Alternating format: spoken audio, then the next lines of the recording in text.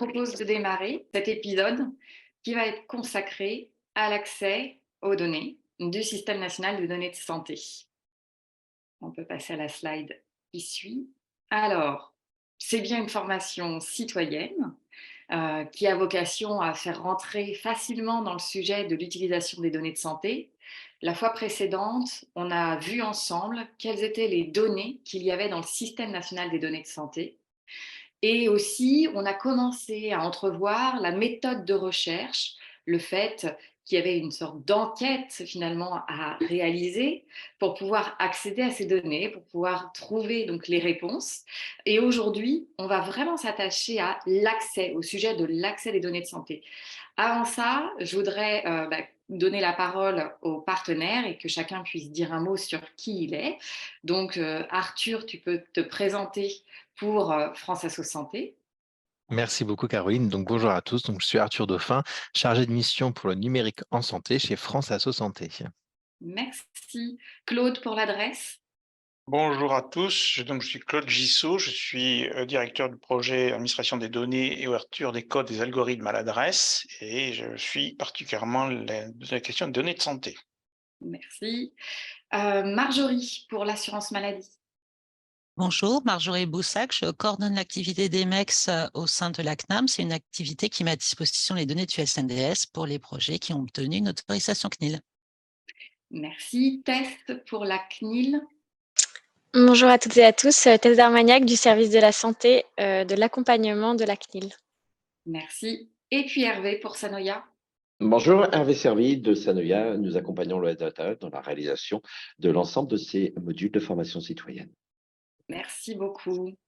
On va pouvoir rentrer dans le vif du sujet. Donc, ce que l'on va apprendre aujourd'hui, c'est une chose simple, c'est que le sujet de l'accès, ça peut avoir des acceptions différentes d'abord.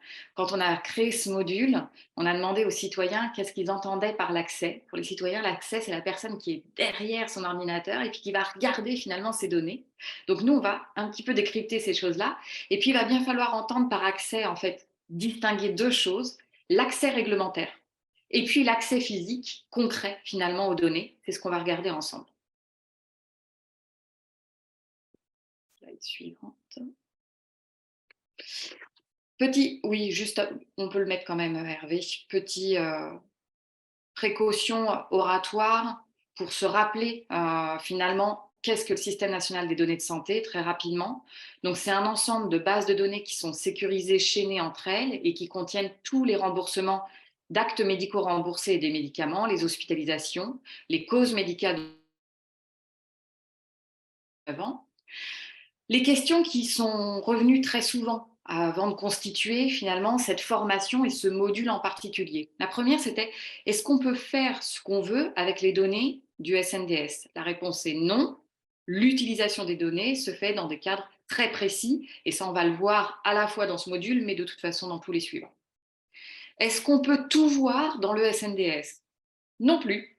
En général, on ne peut jamais tout voir. On ne voit que le minimum nécessaire pour sa mission.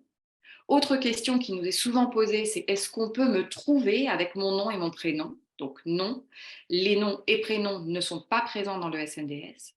Et la dernière question qui nous est souvent posée, c'est est-ce qu'on peut télécharger le SNDS sur son ordinateur portable? Non, ce n'est pas possible, c'est ultra protégé et de toute façon, c'est bien trop gros. Avoir un accès, comment ça marche? Là, je pense que je laisse la parole, si ça te va, Marjorie, de débuter cette partie-là. Non, Je pensais que c'était plus tard, oui, moi, mais voilà. je vais prendre si tu veux, c'est pas grave, parce que je crois que j'enchaîne avec ça. C'est ça. Donc, quand la question qui évidemment qu'a posée tout à l'heure, d'ailleurs et qu'a évoqué tout à l'heure Caroline, c'est qui accède physiquement et qui est derrière l'ordinateur et qui traite les données. Et en réalité, c'est des choses qui sont on va distinguer deux aspects. La question, c'est l'accès réel et l'accès sur papier, qui est un espèce d'accès réglementaire, qui est celui qui a le droit d'accéder, et celui qui finalement fait le travail et qui va être celui qui va faire les analyses. Et pour ça, on va prendre un exemple, et on va suivre un exemple que vous pourrez suivre évidemment dans les slides, mais je vais détailler tout ça. Donc, en réalité, on a une institution, là, on a pris un laboratoire ACME, un laboratoire éventuellement pharmaceutique, mais qui a besoin de faire une étude pour ses projets à lui sur le SNDS, parce qu'il veut exploiter les données pour savoir combien de patients prennent tel médicament, combien de patients sont malades de telle chose, telle chose, telle chose. Et donc, il demande accès aux données SNDS pour faire cette étude. Le point important qui est à dire là, c'est que cette étude-là, elle doit comporter un intérêt public, c'est-à-dire elle doit contribuer à l'intérêt public et elle doit contribuer à l'amélioration de l'état de santé des populations ou améliorer la prise en charge des populations pour une pathologie donnée ou améliorer le système de santé. Donc, ça, ce point-là est extrêmement important. Derrière, ce laboratoire qui présente cette étude et qui veut faire cette étude-là, il est ce qu'on appelle juridiquement responsable de l'étude. C'est-à-dire que c'est lui qui pilote, c'est lui qui dit voilà les grands objectifs de l'étude, voilà ce que il assure le financement de l'étude également. Il constitue l'équipe et il va jusqu'au bout de son étude et il publie l'étude. C'est lui qui est responsable de la publication jusqu'au bout. Dans ce cadre-là, on dit qu'il est responsable de traitement. C'est-à-dire, et ça c'est un terme que peut-être qu'on vous devez garder en tête, c'est responsable de traitement, juridiquement, il est le responsable. Mais en réalité, Christina, elle a un accès donc administratif, cet accès réglementaire, elle est responsable de traitement, mais il se trouve que dans ses équipes, et elle-même n'a pas la capacité de traiter physiquement et traiter statistiquement les données, parce que dans son équipe, il n'y a pas de gens qui ont cette compétence, parce que les gens n'ont pas été formés, parce que, etc., etc. Et elle ne pourra pas le faire parce que effectivement, il est absolument nécessaire d'être formé et habilité à titre personnel pour accéder physiquement aux données et pour les traiter. Et elle estime évidemment que ce n'est pas nécessaire de former des gens chez elle parce qu'elle ne fait pas tant d'études que ça sur ces questions. Donc, elle va prendre un bureau d'études comme, entre guillemets, sous-traitant. Et ce bureau d'études, lui, il est spécialisé dans les études du SNDS, ou en tout cas, il a des équipes spécialisées dans les études du SNDS, et donc, elle a des gens qui sont spécialistes à l'intérieur de ce bureau d'études. Et c'est la personne qui est désignée ici sous le nom de Alina, qui est une employée du bureau d'études, et qui, elle, va effectivement travailler, et c'est elle qui sera derrière son ordinateur ou derrière son écran pour traiter les données. Et en fait, quand elle traite les données, elle analyse les données nécessaires au projet, et uniquement les données nécessaires au projet, et évidemment, elle est soumise au secret professionnel comme tout un chacun, et elle respecte le cadre de sécurité du SNDS, dont vous savez qu'il est assez strict pour justement respecter et permettre de protéger les données personnelles de santé qui le composent. Et bien évidemment, ce sont des statisticiens ou des data scientists, comme on les appelle maintenant, mais néanmoins qui s'assurent la qualité scientifique des analyses. Ce bureau d'études qui joue l'intermédiaire entre le responsable de traitement qu'on a vu tout à l'heure et finalement la réalisation d'études, c'est ce qu'on appelle un responsable de la mise en œuvre du traitement des données. Et c'est très important parce que ça distingue l'accès juridique qu'on a vu avec le responsable de traitement et le responsable de la mise en œuvre qui, lui, évidemment, fait ce travail directement sur les données. Donc, on rappelle pour Alina, elle est évidemment soumise au secret professionnel, donc elle ne doit pas dévoiler les informations qu'elle a vues, elle doit rendre les analyses qu'elle fait, et, point extrêmement important, elle ne voit que les données dont elle a besoin. C'est-à-dire que le protocole qui a été défini au départ par le demandeur et par le responsable de traitement en disant « je veux étudier telle pathologie », elle ne verra que les données qui sont liées à cette pathologie et elle ne verra pas jamais tout le SNDS. Et ce point est extrêmement important parce que ça fait partie des règles que minimise les données que j'ai accès pour le bénéfice que je cherche à avoir. Et donc, je pense qu'on peut passer à la suivante. Marjorie, je crois. Et Voilà. donc, comment on va y accéder concrètement? Effectivement, on va en reparler. On s'est posé la question, est-ce qu'une autorisation, c'était la même chose qu'un accès physique? On a répondu par la négative de façon très courte, mais il faut quand même obtenir l'autorisation avant d'avoir l'accès physique. Et comment obtenir cette autorisation? Justement, le responsable de traitement va constituer un dossier qui comprend le protocole avec en annexe l'expression des besoins, une grille résumée du CESRES, des déclarations d'intérêt et la demande d'autorisation CNIL. L'ERT, à forte de la constitution de son dossier, va le transmettre au QG du HTH. Le HTH, lui, va se mettre en relation avec les différentes instances qui font donner soit un avis, soit une autorisation. Donc, l'avis sera donné par le CESRES, qui sera un avis éthique et méthodologique en évaluant la finalité, la méthodologie, la qualité scientifique et l'intérêt public du projet. Et la CNIL va émettre un avis, positif ou négatif, en examinant le dossier pour s'assurer de la conformité en matière de protection des données personnelles et donc autoriser ou non la mise en œuvre du projet. Et donc là, c'est la validation, l'autorisation réglementaire et va commencer effectivement comment obtenir cet accès effectif aux données avec l'histoire qui va commencer dans la diapositive suivante.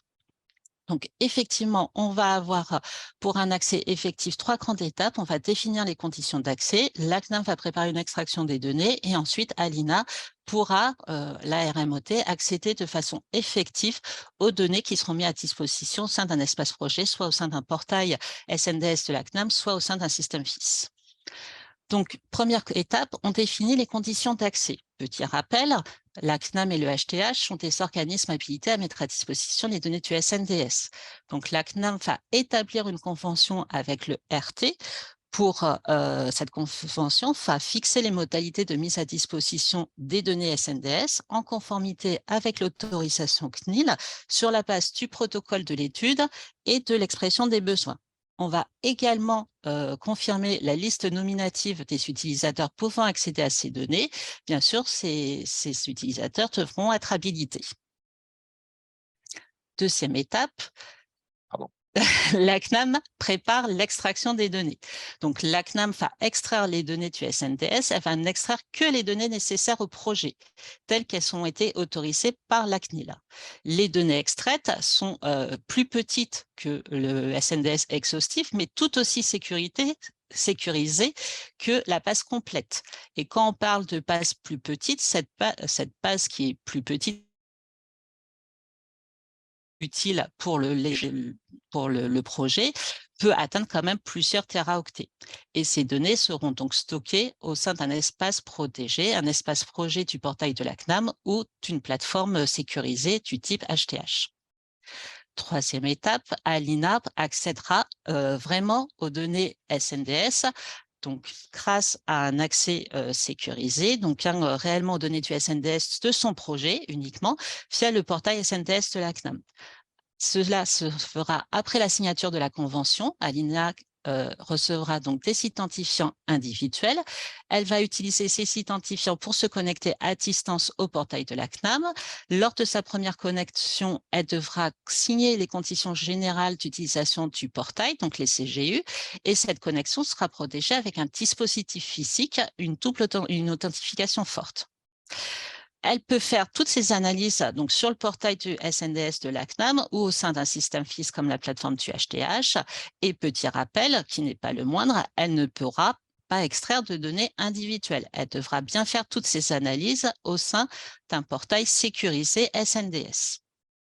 Donc, en résumé, on a défini les conditions d'accès avec la création de la convention entre le RT, donc Christina, et la CNAM, où on a désigné les personnes physiques qui auront accès aux données.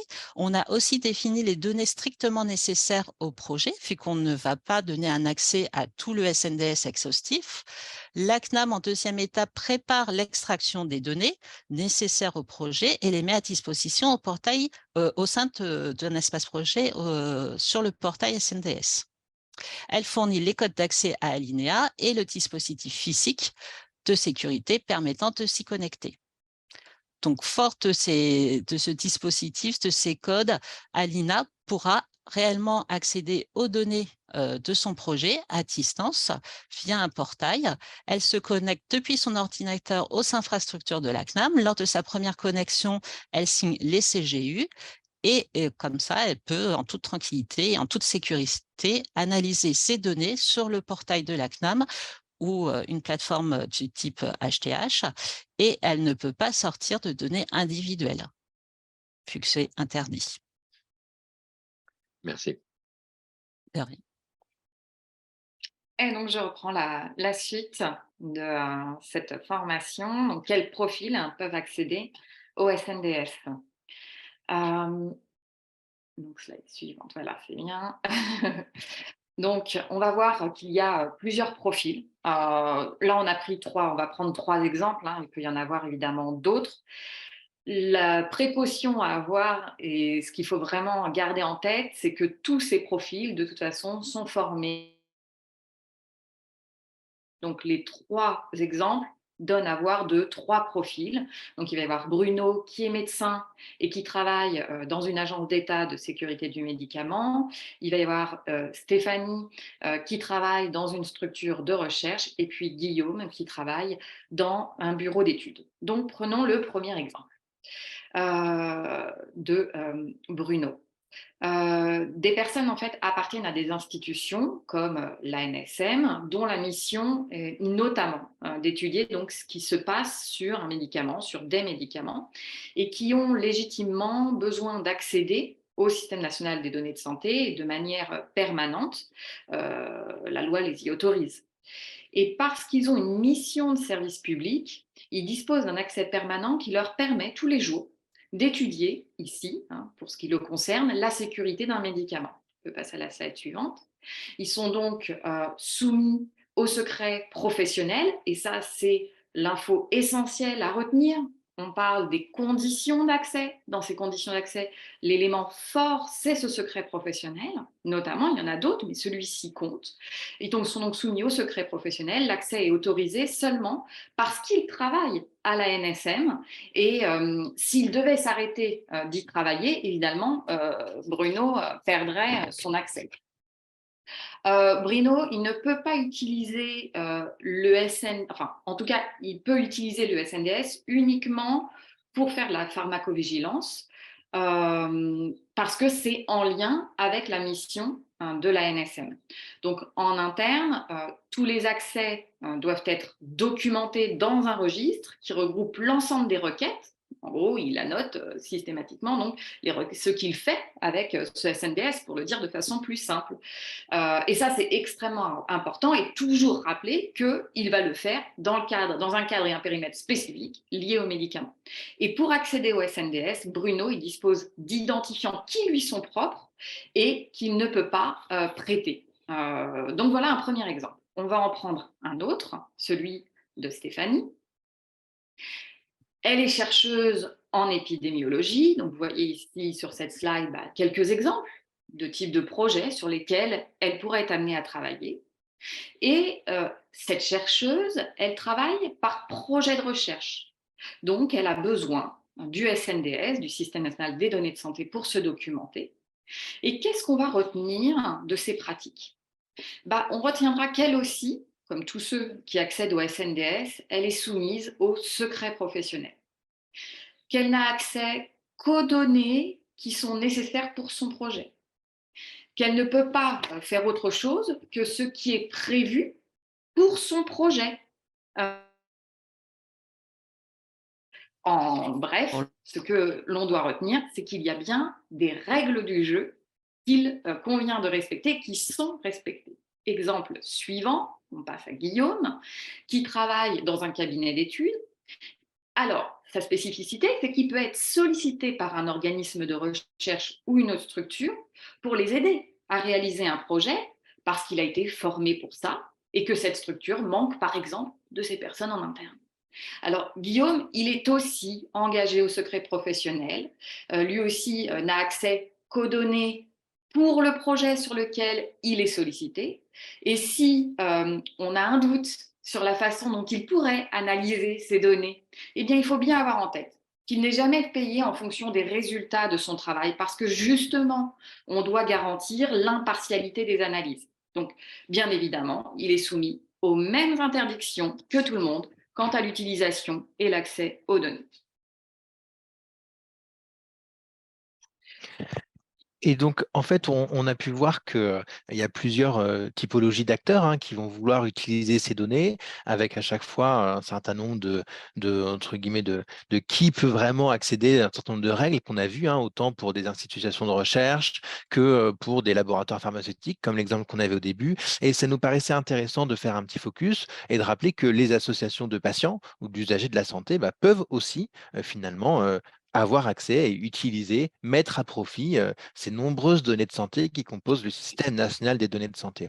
Et donc, pour une association, est-ce que c'est différent? Finalement, comment ça se passe? Faut se dire que c'est identique au premier circuit, c'est-à-dire qu'on va être sur un accès par projet, donc sur projet. Et on peut imaginer que du coup, dans ce cas, Christina, elle est représentante d'une association de patients. Et pour finalement répondre à ces questions qu'une association peut se poser, combien il y a réellement de malades, de telles maladies, comment se déroulent les parcours avec tel médicament, par exemple. Eh bien, pour faire ces études, il y a des aides parce que, on l'a vu, on n'a pas toujours, quand on n'est pas une institution de recherche, on n'a pas toujours d'équipe qui est dédiée à pouvoir aller creuser dans ces données de santé et les manipuler. Donc, il y a plein d'outils pour les aider, notamment le Starter Kit qui a été construit avec le FData Hub et des associations, et donc de la documentation collaborative pour justement appréhender comment ces projets peuvent être construits, et puis aussi de manière plus opérationnelle, de comprendre que les associations de patients ne sont pas seules et que justement le FData Hub en particulier peut proposer une aide pour valider la faisabilité du projet, parce que c'est pas toujours facile de construire un projet qui soit vraiment possible, qui réponde à nos questions, aux règles aussi du système national des données de santé. Et vous avez vu que c'est pas si simple et que c'est très encadré. Et puis même accompagner jusqu'à la réalisation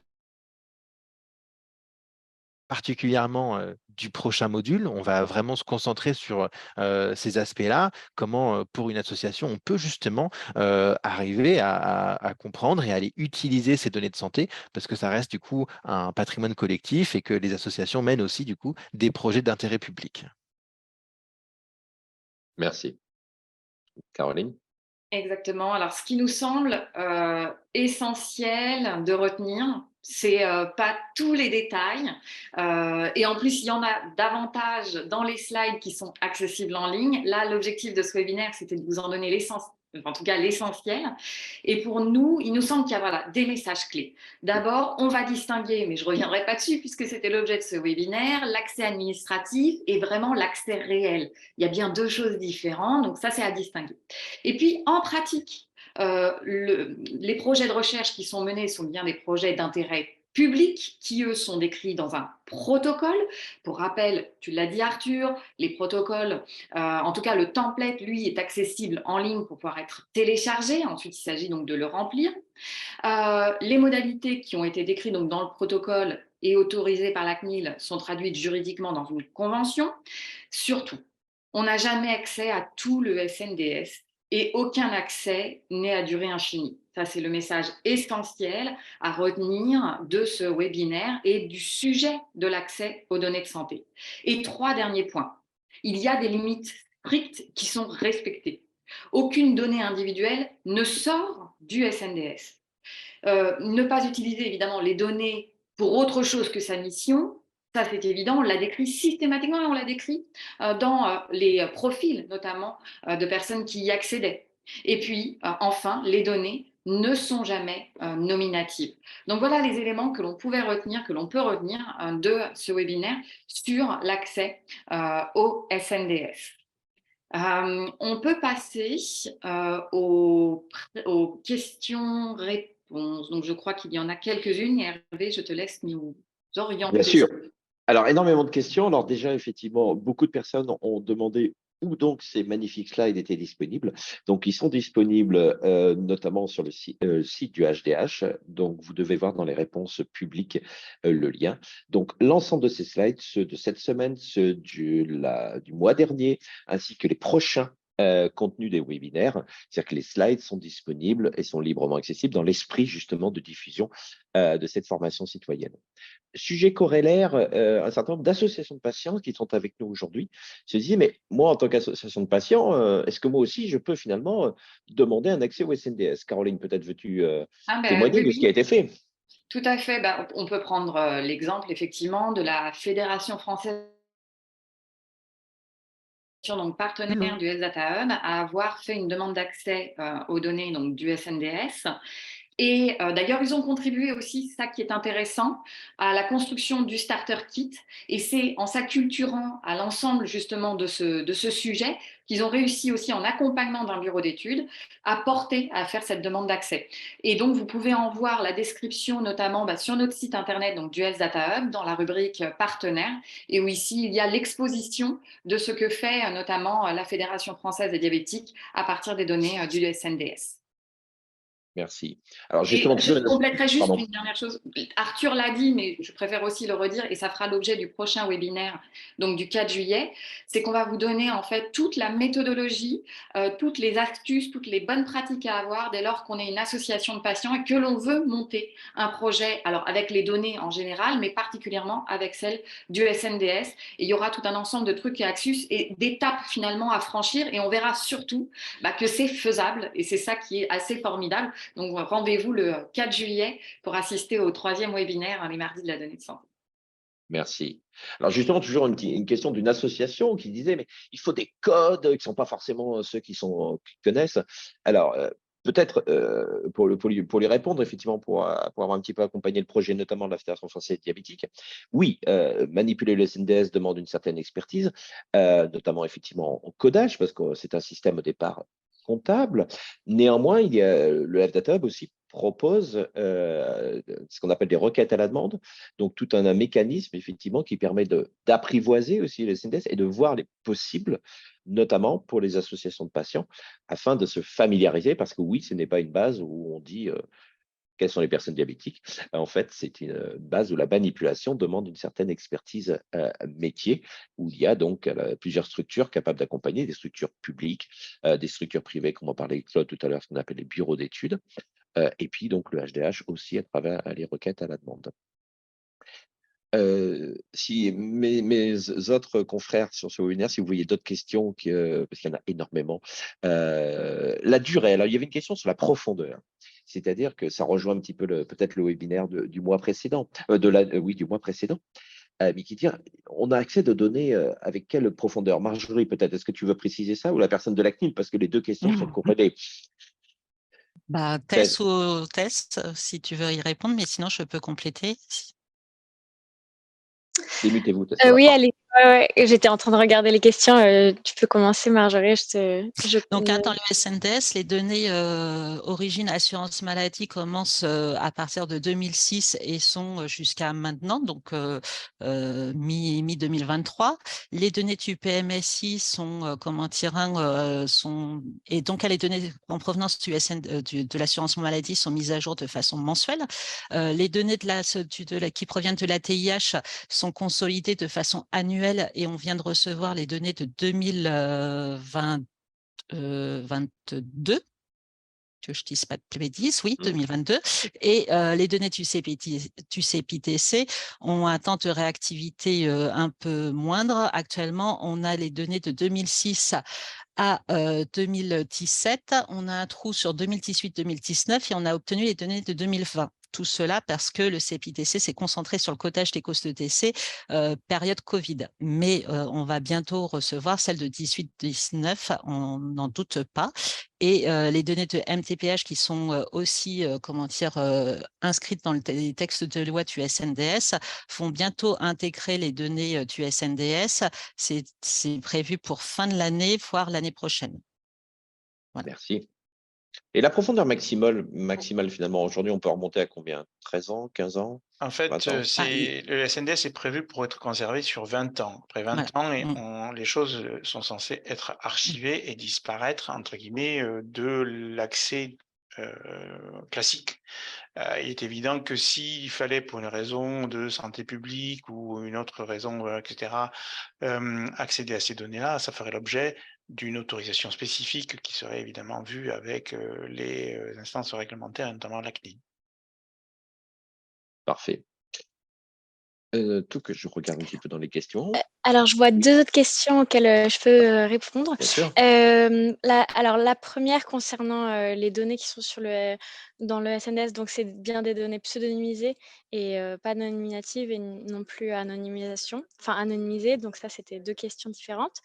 Et après, il y a une question sur, l'article 9 du RGPD, donc on le verra, plus tard, mais dans les prochaines formations. Mais donc pour, traiter des données, personnelles, on a besoin de se fonder donc sur l'article 6 du RGPD pour, la base légale et pour traiter des données sensibles comme les données de santé, par exemple, on a besoin de se fonder également sur l'article 9 du RGPD. L'article 9 du RGPD donc prévoit un principe d'interdiction de traitement. Donc, par principe, les données de santé sont très sensibles et il y a un principe d'interdiction de traitement de ces données. Mais il y a quand même, bien sûr, des exceptions pour notamment le soin ou autre, et en particulier la recherche. Donc, il y a une question qui a trait donc ce traitement de données de santé sur le fondement de l'article 9 pour les statistiques. Et donc, ça va être le même fondement que pour la recherche. Donc, c'est l'article 9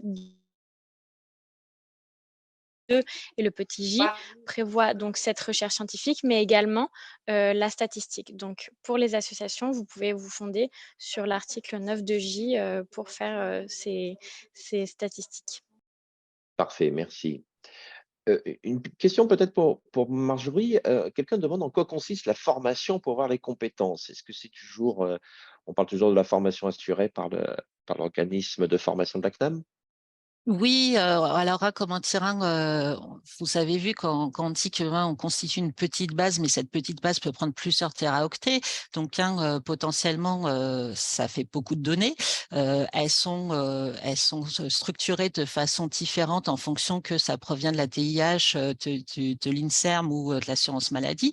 Donc, il faut savoir qu'à l'origine, c'est des données de remboursement, donc qui suivent une logique de remboursement. Donc, pendant ces formations, on vous donne des conseils et des précautions à avoir sur certaines variables, sur certaines, utilisations, et surtout, comme c'était, des bases de données relationnelles, sur les différentes jointures qu'il faut mettre en œuvre pour que le résultat soit valide et pas vous donne des choses qui seraient en erreur, quoi. Donc, ces formations-là qui sont faites par effectivement la CNAM et qui disent que ensuite vous pouvez être habilité après avoir suivi cette formation et signé les CGU pour obtenir les dispositifs de sécurité de connexion. Merci. Alors, on va prendre quelques questions sur le côté, la territorialité notamment des demandeurs. Alors, juste avant, peut-être une question qui était relative à est-ce que le SNDS et l'entrepôt de la PHP, c'est la même chose? Alors, je pense qu'il est important de dire qu'en ce moment, on parle beaucoup de données de santé. Les entrepôts de données de santé sont entre guillemets, une espèce à part. Chacune organisée par, une entité qui va définir en général peu ou prou des règles de fonctionnement ou des règles d'établissement assez similaires, un aspect éthique, un aspect de protection de sécurité, un aspect d'intérêt général, mais elles opèrent selon des régimes entre guillemets différents. Là, on vous a présenté les modalités d'accès au SNDS, qui est donc, on pourrait dire, une sorte d'entrepôt, mais finalement qui est la base de données donc issue des remboursements de l'assurance maladie, qui est complètement distincte des règles et du fonctionnement des entrepôts des établissements hospitaliers du Grand Ouest ou des établissements hospitaliers de la PHP ou du CHU de Nice. Voilà. Donc, les choses sont un petit peu distinctes, mais sachez rassurer que dans le cas des formations citoyennes, il y aura dans quelques mois aussi des contenus en rapport avec les entrepôts de données de santé, parce que c'est l'actualité en ce moment, et c'est aussi un des sujets sur lesquels œuvre le F Data Hub afin d'apporter un peu de contribution à une standardisation. Je peux Bien sûr, compléter, Claude. effectivement, La question, c'est que les entrepôts de données de santé, qui soient de la PHP ou d'ailleurs, effectivement, constituent des données de santé à part entière, qu'elles font partie, on va dire, globalement de notre patrimoine commun sur les données de santé et que nous cherchons à les mettre à la fois en situation d'être protégées et en situation d'être utilisées dans une forme de gouvernance qui soit homogène et qui permette aux utilisateurs de pouvoir s'en approcher et les utiliser quand c'est nécessaire et voir, et ça c'est un point essentiel, les apparier entre les deux qui se donneraient évidemment des projets de recherche beaucoup plus riches. Et là, effectivement, on rentre dans le cadre où on est strictement dans le SNDS avec les règles qu'on vient d'établir et qu'on vient de dire aujourd'hui, d'exprimer aujourd'hui. Alors, Tess, peut-être peux-tu nous préciser effectivement, est-ce que c'est possible quand un responsable, un promoteur n'est pas situé en France, voire peut-être même pas en Union européenne, comment fait-il une association de patients, je sais pas, américaine, qui se dirait bah, comment sont soignés les patients diabétiques? Est-ce qu'il pourrait poser une demande d'accès et comment il la mettra en œuvre concrètement? Voilà, alors il y avait une question initiale qui avait trait au RGPD. Donc là, cet acronyme-là, donc le RGPD, c'est le Règlement général sur la protection des données. C'est un règlement qui est européen, donc qui a été voté au niveau européen, de l'Union européenne et qui s'applique directement dans les pays qui sont européens. Pour savoir si un établissement ou une association doit appliquer le RGPD, il faut donc se demander 2 choses. Ou alors, il y a un critère donc qu'on dit d'établissement, donc l'association ou l'établissement est établi dans un des pays, de l'Union européenne, et dans ce cas-là, le RGPD s'applique que cet, établissement, souhaite, traiter des données de santé, de personnes qui sont en Europe ou pas. Et après, il y a un autre critère, donc si l'établissement n'est pas établi, en Europe, mais en revanche qu'elle souhaite traiter donc des données qui concernent les personnes qui sont en Europe. On va parler de critères de ciblage, donc c'est ces personnes qui sont ciblées. Alors, cet établissement va également devoir appliquer le RGPD. Pour appliquer le RGPD, et notamment accéder aux données du SNDS, c'est possible. Et les établissements vont souvent passer par un établissement qui est établi en France, pour être le point de contact et pour effectuer ces accès. Ça, je pense que mes collègues sauront mieux vous l'expliquer vraiment concrètement au niveau, notamment de la CNAM. Mais voilà, c'est possible et effectivement et c'est souvent, recommandé d'avoir, des établissements, contacts, en France, ou en Europe. Merci, Tess. D'autres points, Caroline, dans les questions connectées aujourd'hui? On était un peu plus de 300 personnes en temps réel. Donc, il y a beaucoup de questions. Je pense qu'on a fait un petit peu le tour. Dites-moi s'il y en a. Oui, il y en a une là qui vient d'être posée qui est vraiment intéressante et on n'a pas finalement tant insisté que ça dessus et pourtant c'est vraiment essentiel. On l'a évoqué, c'est est-ce qu'il faut nécessairement un intérêt public pour accéder aux données? Oui, absolument. Et l'intérêt public, alors la notion peut être un peu complexe, c'est bien de prouver que vous menez un projet qui va améliorer la santé de tous. Ou pour le dire autrement, il y a donc des finalités interdites commerciales, c'est pas possible. Et ça, c'est essentiel. Et si tu reviens peut-être montrer la slide avec les différentes étapes où on voit le CESRES, ça me permettra, alors évidemment, hein, quand on remplit le protocole d'étude, alors j'ai plein de fenêtres d'ouvert, donc je ne vois plus rien, donc là je le fais. Voilà, quand on remplit le protocole d'étude, on va devoir prouver, montrer qu'on est dans ce cadre de l'intérêt public. Donc, et le CESRES, donc le comité éthique et scientifique, notamment, hein, va regarder avec forte attention ce point-là. Et on le regarde, elle peut le regarder ce comité le regarde de différentes façons. On va regarder effectivement que vous demandez le nombre de données nécessaires pour le projet et pas plus. Si vous en demandez plus, c'est peut-être parce que justement, il y a peut-être un doute dans ce cas. Donc, il y a un ensemble de précautions qui sont prises et évidemment, l'intérêt public, c'est essentiel, c'est la clé et c'est ça qui garantit un accès aussi sécurisé au système national des données de santé. Donc, cette question, merci de la poser parce qu'effectivement, c'est réellement un point important. Oui, et pour compléter ce que vient de dire Caroline, il y a des exigences de transparence dans l'utilisation et dans la publication des travaux, c'est-à-dire que chaque fois qu'il y a un projet d'étude, il y a nécessité de remplir auprès de mettre auprès du HDH les résultats, etc., et les protocoles, etc. Ça veut dire qu'il y a une transparence, entre guillemets, de cette activité qui permet aussi de contrôler ou en tout cas de vérifier qu'il y a bien cet apport en l'intérêt public qui est évoqué là. Merci. D'autres questions peut-être d'intérêt? On regarde ce que vous êtes en train d'écrire tous en tant que spectateurs.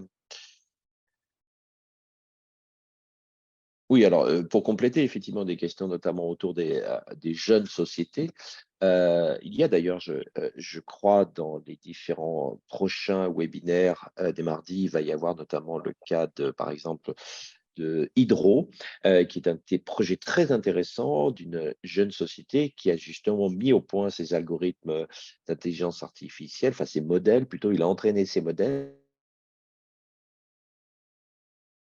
Tout à fait possible, même pour une jeune société, du moment effectivement que, en général, elle a un intérêt en faveur de l'amélioration de la santé d'une manière ou d'une autre, ce qui est en général le cas de ces startups qui ont pour vocation, là, Hydro, la vocation, c'était améliorer la prédiction du risque cardiaque chez les gens qui ont un dispositif implanté, en gros un pacemaker ou un régulateur du rythme cardiaque implanté, et de prédire effectivement en fonction de ce que d'un côté ils avaient comme signaux du dispositif et de l'autre côté les données SNDS, le risque d'hospitalisation et d'aggravation.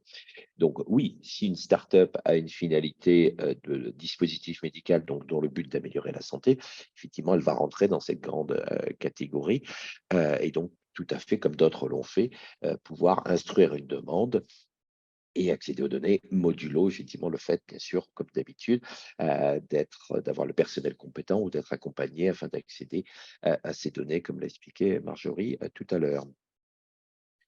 Il y a aussi une autre Euh, question, c'est peut-on mhm. retrouver dans le HDH, donc dit aussi SNDS, les données de pharmacovigilance, Claude?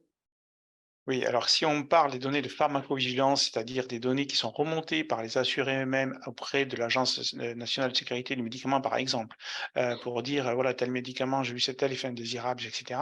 Ça ne se trouve pas dans le SNDS parce que c'est une donnée, pour le coup, tout à fait individuellement nominative, etc., qui permettent aussi d'avoir des choses autour de l'indemnisation.